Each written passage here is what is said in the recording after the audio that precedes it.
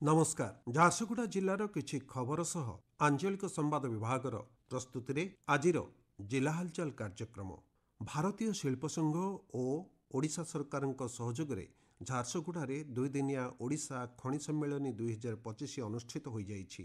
कार्यक्रम में शिल्प सरकार शिक्षा एवं अन्य क्षेत्रर 250 रु अधिक प्रतिनिधि जोगदे राज्यर खनिज और शिल्प विकासर भविष्यत नहीं आलोचना करथिले। कार्यक्रम में ओडिशार अतुलनीय खनिज शक्ति उपरे आलोकपात करा जायथिला। भारतर 33% लुहापथर 92% क्रोमाइट एवं 56% बक्साइट ओडिशा रे अछि एवं राज्यर एही शिल्पजनित सफलता पई एक दृढ़ और शिल्प अनुकूल परिसंस्था रही। यह सहित एक स्वच्छ ई नीलाम प्रक्रिया सिंगल विंडो क्लीयरेंस सिस्टम एवं एक स्थिर नीतिगत ढांचा ओडिशा को शिल्प समृद्धि पथरे आगे नेउछि बोली मत प्रकाश पाइथिला। भारतीय शिल्प महासंघ ओडिशा राज्य परिषदर उपाध्यक्ष जी सुरेश दूरदर्शी नेतृत्वाधीन राज्यर प्रगति को प्रशंसा करने सह झारसुगुड़ार शिल्प भित्ति को सुदृढ़ करने भारतीय शिल्प महासंघर प्रतिबद्धता को दोहराइथिले। से खनि एवं निर्माण क्षेत्र में सहभागिता को प्रोत्साहित करने एवं नवसृजन प्रदर्शन करने लक्ष्य आसंता मार्च मासरे भुवनेश्वर में प्रथम ओडिशा खनि एवं निर्माण एक्सपो 2026 अनुष्ठित हेबो बोली घोषणा करथिले।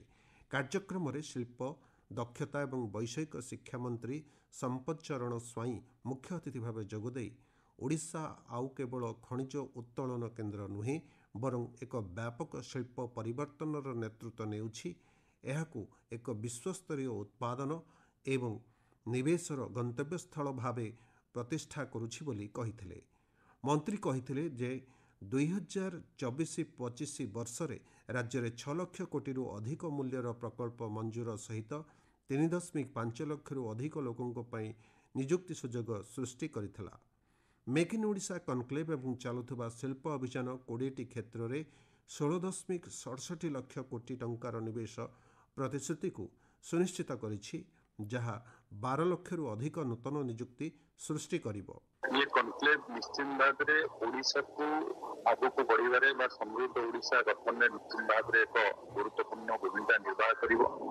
एवं जदि आपण मन देखिबे ओडिशा रे आमे केवल माइनिंग एक्सट्रैक्शन रे आमे सीमित नाहु, जे देखिबे आमे किभଳି भाव में माइनिंग प्रेस इंडस्ट्री बा इंडस्ट्रियल ट्रांसफॉर्मेशन रे ओडिशा को गति मिली। निश्चित भाव में ये एक बहुत बड़ कथा एवं ता सहित एठारे उपस्थित जो स्टेक होल्डर माने आसीथिले विभिन्न स्टेट रू स्टेक होल्डर आसीथिले एवं विशेषकर आम एई अंचल जो एंटरप्रेन्योर माने अछंती सेमाने मध्ये आज आम सहित सकाळे 20 रु अधिक नुआ एंटरप्रेन्योर माने एति किभଳି भाव में स्टील डाउनस्ट्रीम आंसिलरी इंडस्ट्री रे किभଳି भाव में इन्वेस्टमेंट करिवे नुआ नुआ इंडस्ट्री हबो से ऊपर मध्ये वन टू वन सहित डिस्कसन है एवं आमे मध्य लक्ष्य रखिଛୁ किभଳି भाव में झारसुगुड़ा संबलपुर सुंदरगढ़ रे नुआ इंडस्ट्रियल पार्क जेती प्रतिष्ठा करिबा मॉडर्नाइज पार्क प्रतिष्ठा करिबा एवं सेठी ए स्थानीय अंचलर एंटरप्रेन्योर सहित किभଳି भाव में ये अंचल रे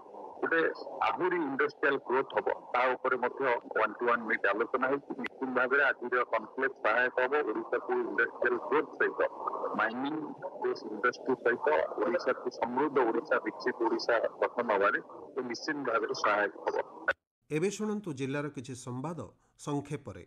झारसुगुड़ा जिला समाज मंगल विभाग आनुकूल्य रे जिला स्तरीय अंतर्जातीय कन्या संतान दिवस पालित हो जाइछि। कार्यक्रम में मुख्य अतिथि भाव अतिरिक्त जिलापाल ब्रजबंधु भोई जोगदे समाज रे कन्या संतान मानकर आवश्यकता और भूमिका उपरे गुरुत्व देवा सह पुओ जन्म हेले भाग्य और झियो जन्म हेले सौभाग्य वृद्धि होइथाय बोली कहिथिले। झारसुगुड़ा जिला स्तरीय आस स्कूल जीवा अभियान आरंभ होइछि। विधायक टंकधर त्रिपाठी कार्यक्रम में मुख्य अतिथि भाव जोगदे अभियान को शुभारंभ करथिले। जिल्लारू संपूर्ण भावे ड्रप आउट समाप्त करने को से आह्वान देइथिले। झारसुगुड़ा जिला प्रतिष्ठा दिवस और जिला महोत्सव दुलदुली 2026 उपलक्षे प्रस्तुति बैठक अनुष्ठित हो जाइछि। जिला हालचाल कार्यक्रम आज एतिकरे शेष होला। तथ्य देइथिले आम झारसुगुड़ा संवाददाता बसंत कुमार जेना और उपस्थापन मु आदित्य नारायण दास। आसंता काली जिला हालचाल आपण माने सुनी परिबे कलाहांडी जिला संपर्क में।